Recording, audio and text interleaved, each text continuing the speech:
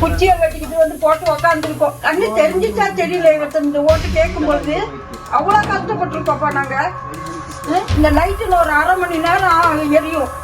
இந்த 1/2 மணி நேரம் ஆனால் நின்று போயிடுது. இந்த பாருங்க சீமனை வாங்கி வச்சிருக்கேன். சீமனை போயிட்டு இப்படித்தாப்பா எங்க வாழ்க்கை ஓட்டிட்டு இருக்கு. ஆமா எல்லாமே இருக்குப்பா. டோர் நம்பர் காட்டுங்க கார்த்திக். டோர் நம்பர் எல்லாமே நிரந்தர வீட்டு சொல்லி கொடுத்துருக்காங்க. அது மட்டும் கொடுத்துருந்தாங்க. 53 வீடு கொடுத்ததுக்கு எந்த டாக்குமெண்ட்டும் கிடையாது, ஒண்ணுமே கிடையாது. இந்த இடமும் அவங்க பேர்ல கிடையாது. இந்த ஈபி கொடுத்த இடத்துல ஷெட்டர் போட்டு இருக்காங்க. எந்த டாக்குமெண்ட்டுமே அவங்க இங்கதான் இருக்காங்கன்னு சொல்லி கிடையாது. 39 வருஷம் அப்படி ஏமாத்திருக்காங்க. இப்போ 40 ஃபேமிலி கிட்ட இங்க இருக்காங்க.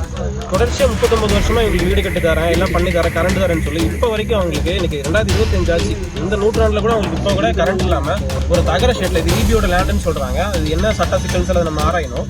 அந்த ஈபியோட லேண்ட்ல வெறும் ஷெட் இவங்களே கட்டிட்டு அந்த ஷெட்ல கரண்ட் கூட இல்லாம வெறும் மண்ணெண்ணெயை ஊற்றி சமையல் செஞ்சுட்டு அதுல வந்து வெளிச்சம் வச்சு அதுல வாழ்ந்துட்டு இருக்காங்க.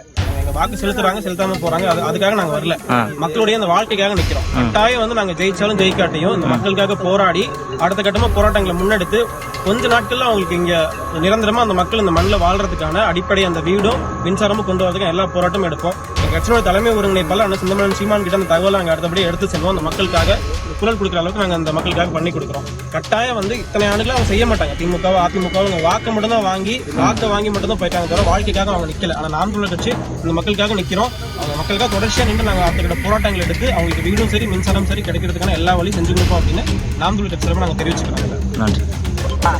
ஒரு சின்ன பாத்ரூம் கூட அவ்வளோ கரண்ட் போட்டு வச்சிருக்காங்க. இவ்வளவு பெரிய நாங்க குறைச்சிக்கிட்டு இருக்க விட்டு ஒரு கரண்ட்ல 8 மணிக்கு மேல எங்களுக்கு உடம்பு சரியில்லைன்னா நாங்க இந்த வீட்டுல தான் வந்துட்டு இருக்கணும். சாப்பிட்டு அடிச்சுக்கிட்டு அந்த நேரத்துக்கு ஆம்புலன்ஸ் வந்து அங்கே நிற்கும். நாங்க எவ்வளவு கஷ்டப்பட்டு வரணும். யானை வரும்,